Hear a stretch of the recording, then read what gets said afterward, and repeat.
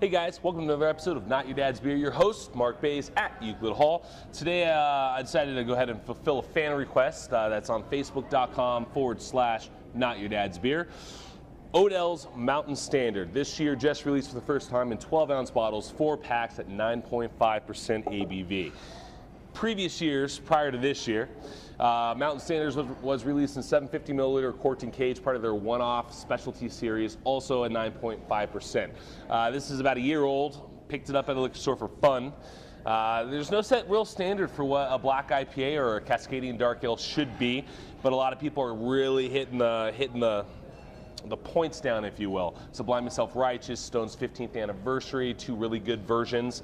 Odell Mountain Standard, I've been told, is a fantastic version. I got to try this one last year. I want to try this one. The reason I still have this bottle and I bought it a year later is I really wanted to see what fallen hops will do with something so malty. I have a feeling that it's going to taste like a slightly bitter stout, which is my kind of beer. So I'm going to hold on to this for a little bit longer, open this up probably closer to Christmas. Hops are probably gone. That's why we got a fresh one right here. So you can find this in the stores. This is in draft in a lot of places as well.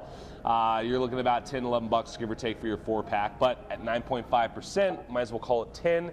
That means you're really buying 8 beers that come in a little 12-ounce bottle. So you buy 4, but the ABV is equal to 8, essentially. So it's definitely a good deal if you ask me. So we're going to go ahead and give it a pour and see what a pour's like right away. So Odell is one of my favorite breweries out of Colorado. The only beer I had by them I'm not a super big fan of was the Avant Pêche. As neat and as interesting as that beer was, it just didn't do much for me. But I gotta say, they're Freak, which I'm gonna be doing a framboise / Creek week, if you will. I got some fun stuff. We're gonna go ahead and review the gold medal winner for this year's Great American Beer Fest, which was Odell with Freak. So I do like their stuff. But let's give it a good swirl, really aggravate that beer, really bring up the aromatic qualities to it. See what it smells like.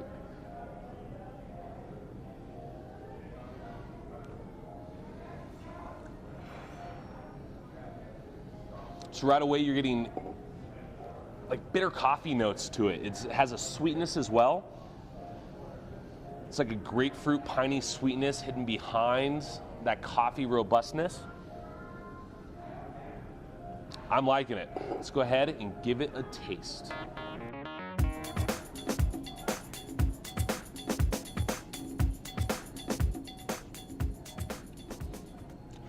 Yeah, that's shy of just outstanding. That's what I have to say on that.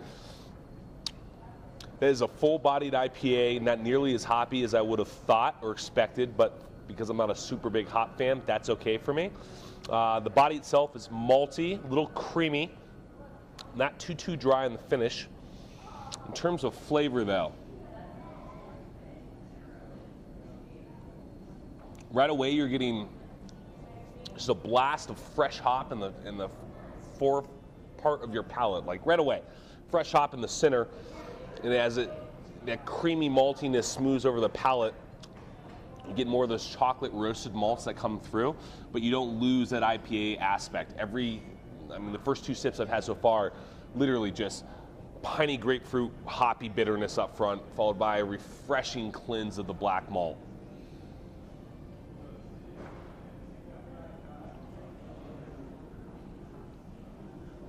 Super quaffable. At 9.5%, I'm not even tasting the alcohol. I'm not smelling it either.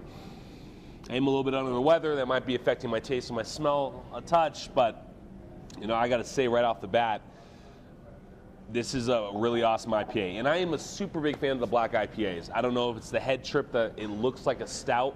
I mean, the color of the head itself it's an off-white, slight khaki, not too dark, but it's pitch black through there. I mean, it's not opaque whatsoever.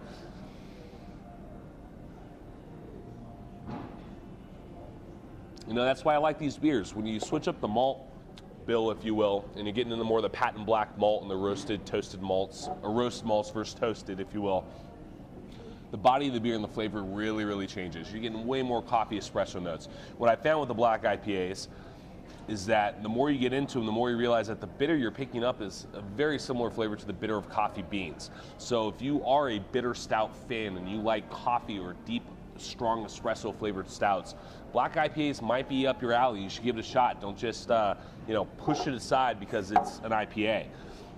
I'm not a big fan of your typical amber IPAs, and I'm more of a double IPA fan. I think that heavy malt balances it out, and when you get into the black IPAs, I mean, they're using patent black malt. It's black as stout, and that's going to really, really balance out the IBUs that you're getting from the hops, making it a very more balanced beer, which I prefer. I like balance versus big sways to the left or to the right. In terms of what I'd pair this up with and when I would drink it, you want something that's going to be rich and a little bit of fattiness and richness. So you're talking burgers, French fries. If you can get your hands on cheese curds, try some of those. Gamey food, I think, as well. I mean, this is not a light beer. It's quite robust. It has good coffee notes. I think even for dessert, it would work extremely well with the proper dessert. Cheesecake would be interesting. Even if you had like little biscottis that you would put with a cappuccino or an espresso, or a sweet sugar cookie, something like that. You're going to find a nice little balance there. In terms of when I would drink it, they released it just in time for snowfall in Colorado. That's what I'm going to say you drink it, winter. This is a heavy beer. It seems extremely appropriate for winter time with the malt bill being the way it is, the body itself. I mean, this is not a light beer whatsoever in terms of heaviness.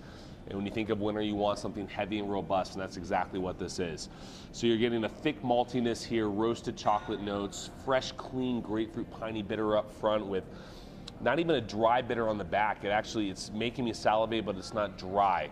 So overall, an extremely great beer. Sessionable? No, not at all. Would I share this with someone else? No, not at all. I would say go get your own bottle. It's 12 ounces. The ABV is not high enough for me to need to share it. At the same time, 4-pack, you and 4 friends, you and the girlfriend, 2 each. They like it, It's a good beer. Odell, you've outdone yourself with your double. It's a double black Indian Pale Ale. I mean, this is an Imperial Black IPA. ABV says it all. So you can see it's really interesting, the difference in bottles between the 12-ounce bottle and the 750. I prefer the label on the 750. I wish you guys stuck with it instead of this, but I understand that, this label might cost you just a little bit more money than this one, and that makes sense. But you love it because you got the Colorado symbol right here, and you got the sun a little pissed off with the moon on this side kind of taken in because, let's be honest, it's a black IPA. It's a midnight beer. It's a fun one. So go check it out. Odell's Mountain Standard Double Black IPA, 9.5%. It will not let you down. Thank you for joining us. Marc Bays. See you guys next time.